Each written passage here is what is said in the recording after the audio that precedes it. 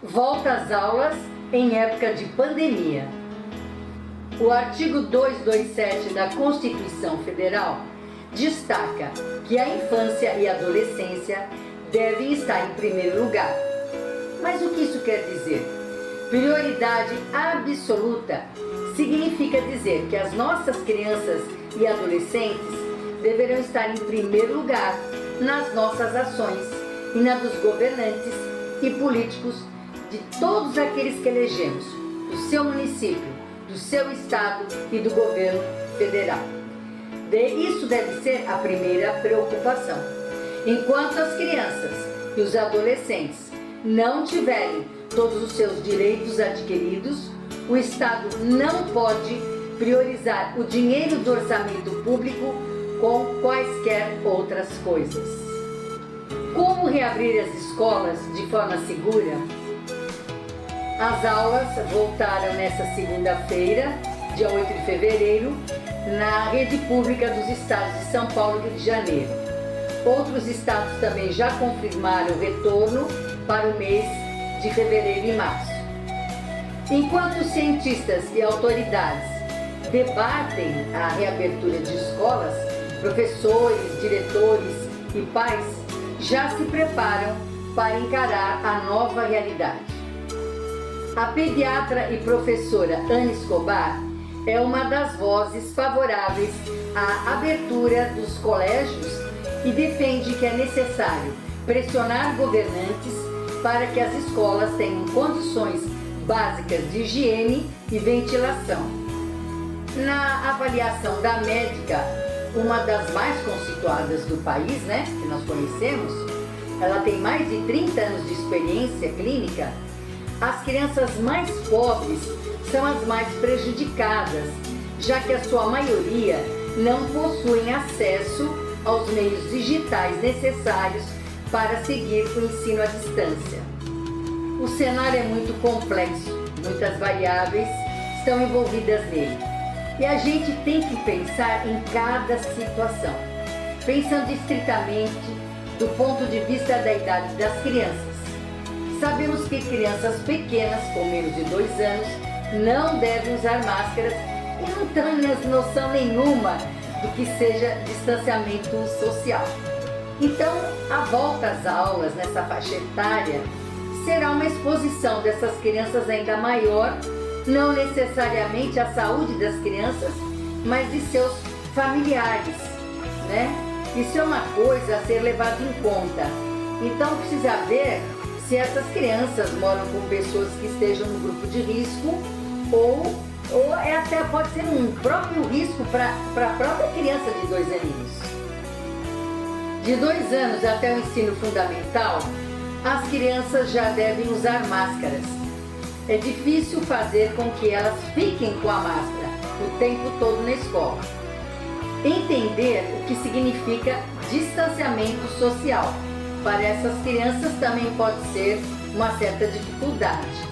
Portanto, também é necessário que os familiares, junto com a escola, considerem cada caso em especial. Agora, as crianças no ensino fundamental e no ensino médio, elas já conseguem entender o significado e a importância de ficarem com a máscara, entendem perfeitamente a necessidade de distanciamento social. Então, para essa faixa de crianças, nesse cenário de pandemia, está sem controle ainda, eles teriam mais segurança na volta às aulas, as crianças maiores. E o que é talvez o mais complicado, por incrível que pareça, é a higienização da escola, das dependências depois de cada aula, a higienização da mão das crianças com água, sabão, papel toalha. Isso deverá ter em todas as escolas. E é um absurdo pensar que não existe atualmente isso. Mas se nós garantirmos essas condições, que são absurdamente básicas, com organização já dá para reabrir e fazer com que essas crianças tenham um ambiente escolar seguro. dependendo de cada escola e cada sala, vão ter que fazer uma proposta de segurança, garantir sabão, papel toalha, ventilação, distanciamento e máscaras. Isso é o básico para a escola poder funcionar. As primeiras atividades obrigatórias de planejamento de volta às aulas em meio à pandemia da Covid-19, feitas em São Paulo, os professores já apontaram uma série de problemas, entre eles álcool gel 70% vencido, escolas ainda em reforma, salas pouco ventiladas com janelas emperradas, faltam banheiros na rede municipal e estadual e em alguns lugares nem banheiro tem, né? Porque nós não estamos falando só de São Paulo também, vamos pensar em termos de Brasil, mas em São Paulo já está acontecendo isso. 11,2% das escolas de ensino médio não tem água, sendo o recurso pior no norte do país, é claro, né?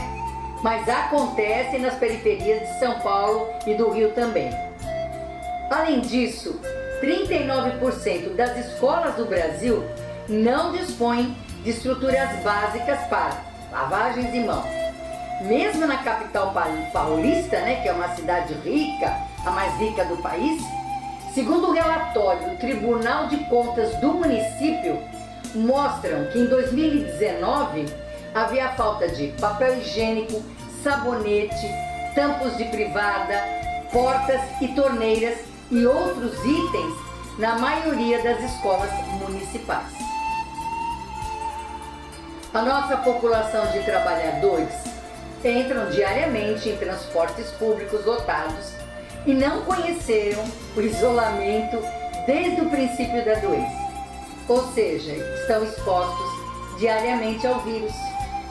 Além disso, destaca-se a falta de opção mesmo dentro de casa com seus filhos. Pelos protocolos de segurança, exige-se que haja distanciamento de 1,5 metro e 2 m, higienização, equipamentos de saúde, dinâmica cuja implantação não foi bem sucedida aos adultos, aos trabalhadores. Será que vai ser bem sucedida com jovens e crianças?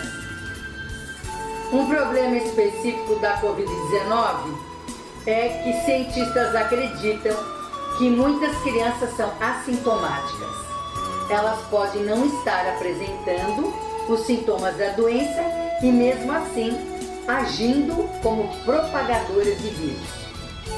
Foi o que aconteceu em algumas escolas. Por exemplo, em Israel, uma escola secundária de Jerusalém registrou contágio de 153 alunos e 25 professores em maio. A escola foi fechada e a imprensa local noticiou que um professor super disseminador de vírus provocou esse surto em todas essas pessoas.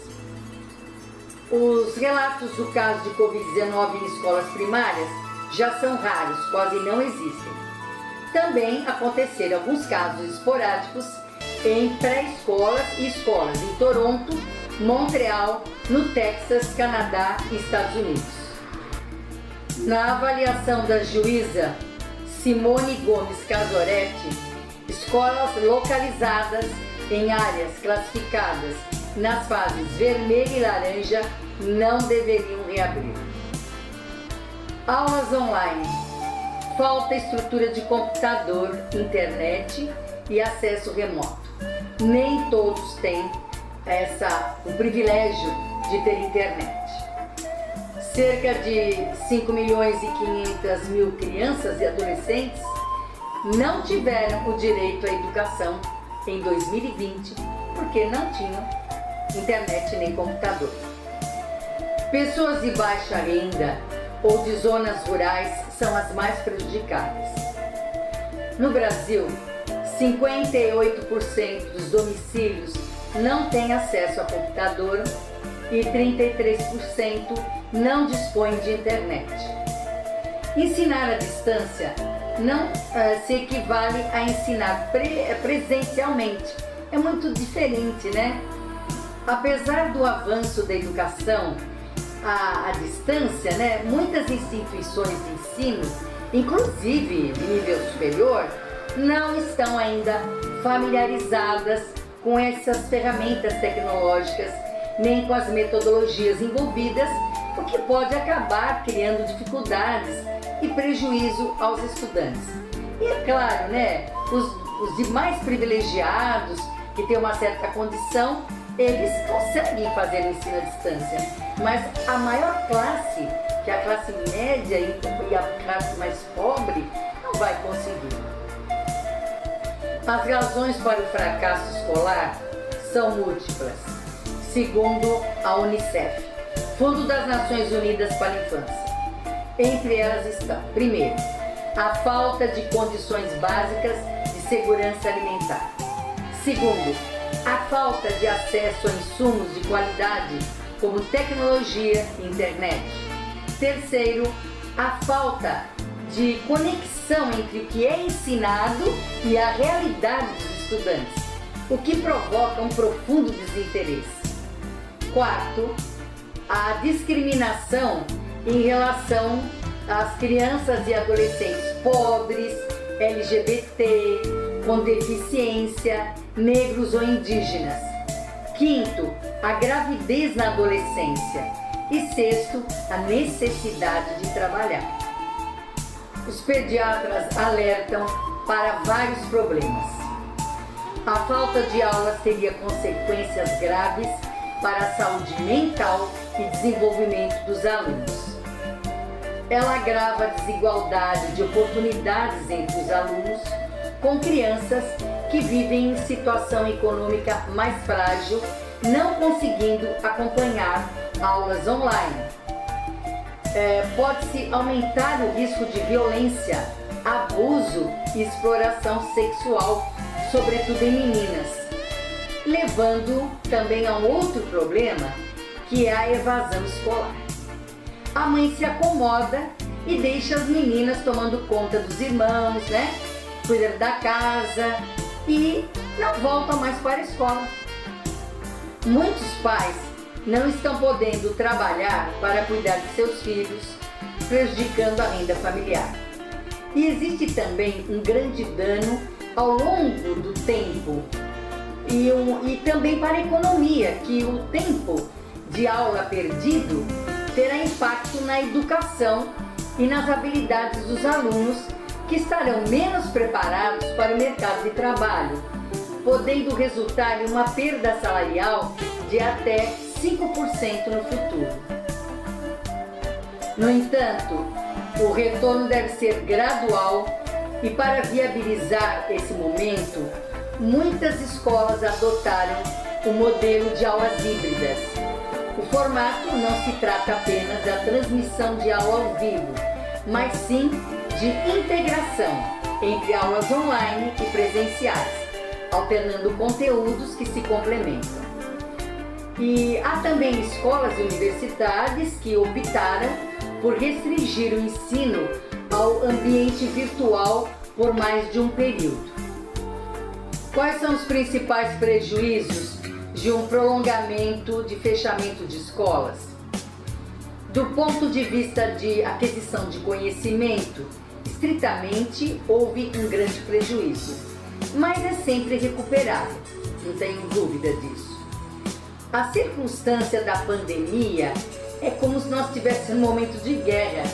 O que é muito importante no ambiente escolar é a convivência mútua, outros ensinamentos que a escola fornece, a socialização, questão assim de cidadania, empatia com o outro, carinho, sentimento, olho no olho. É isso que está fazendo falta para as nossas crianças, né? E para os professores e para toda a escola. Esses outros ensinamentos são muito importantes, né? E a escola tem um papel determinante na formação da personalidade das crianças. E é o caso da população mais carente, que tem na escola um ambiente onde eles se sentem seguros, recebem uma boa alimentação, uma convivência social de acordo com a idade, que que muitas vezes é diferente da comunidade onde vive, que geralmente são violentas e possuem uma série de problemas, né? Dentro de casa, onde, sim, em volta mesmo da própria comunidade. Então, tirar as crianças um pouco desse ambiente de violência não saudável para a infância é importante. Precisamos pensar nessas crianças que são a maioria da população. Então, gente, ao invés de manter crianças e adolescentes longe da escola, ensine a elas sobre bons hábitos de higiene para com as mãos, para com as vias respiratórias, tanto na escola como em outros lugares. Os cuidados ao tossir, né, o espirro, né, colocar um paninho, né, colocar um papelzinho na hora que estiver espirrando, ou usar o cotovelo flexionado, né, e depois pegar tudo isso e jogar, né, o papelzinho na lixeira, e lá lavar as mãos, se tiver álcool gel, passar o álcool gel e explicar, né, para não tocar as mãozinhas nos olhos, na boca, no nariz, e sempre com as mãozinhas lavadas. Usar máscara de modo adequado e manter distanciamento dos coleguinhas. Crianças e adolescentes devem ter informações básicas sobre a doença da Covid-19, adequadas a cada faixa etária, incluindo sintomas, complicações, formas de transmissão e como prevenir a infecção. Mantenha-se informado sobre a Covid-19 por meio de fontes confiáveis, Unicef, OMS, Ministério da Saúde nosso, eu fico assim, em dúvida, né? Mas tudo bem. Cuidado com notícias falsas e boatos que circulam de boca em boca ou em redes sociais. Os pais aí estão todos preocupados. Torne-se um líder, mantenha-se saudável e mantenha saudável sua escola, sua família e sua comunidade.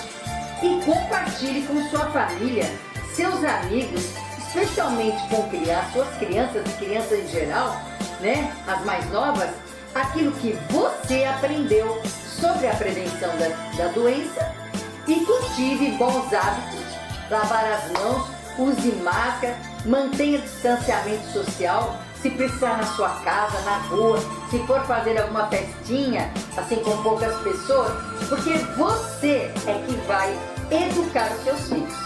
Não é a escola não, é você.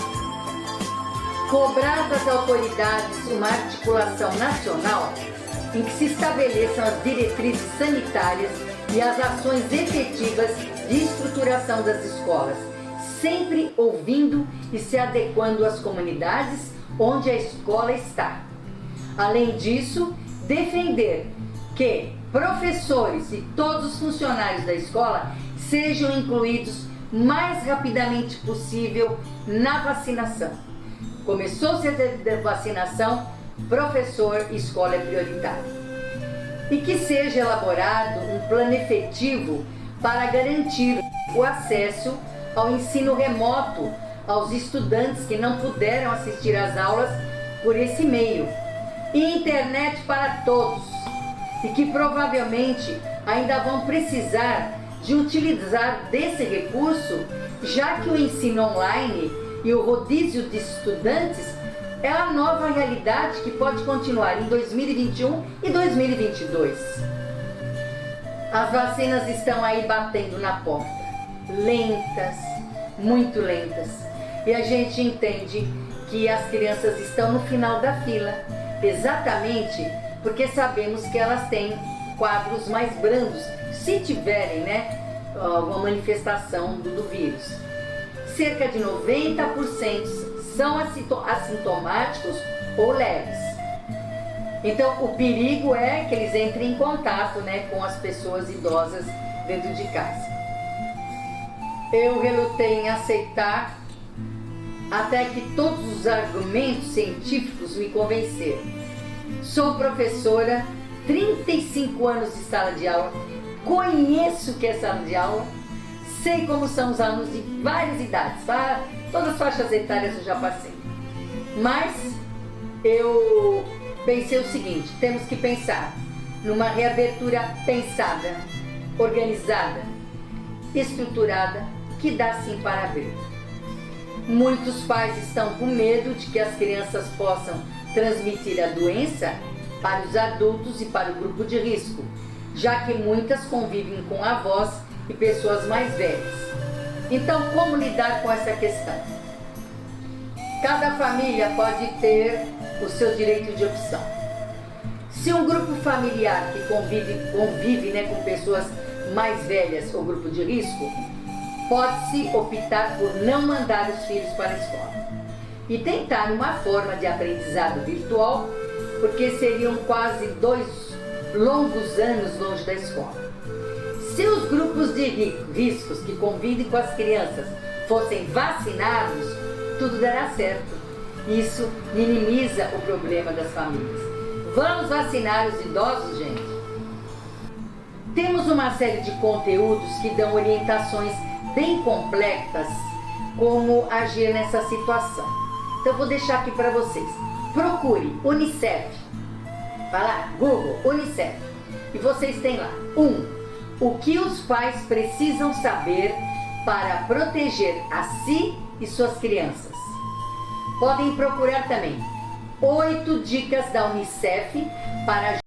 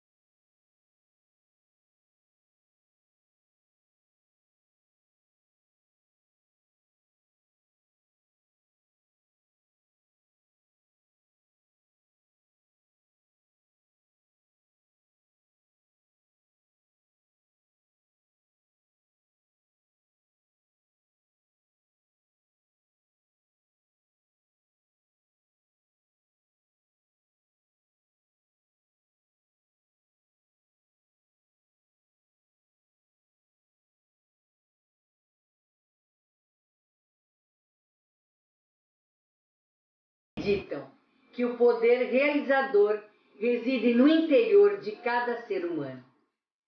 Sempre que alguém descobre esse poder, algo antes considerado impossível se torna realidade. Albert Einstein. Gratidão a todos que estão aqui presentes. Muito obrigada mesmo. E mais uma vez, Namastê.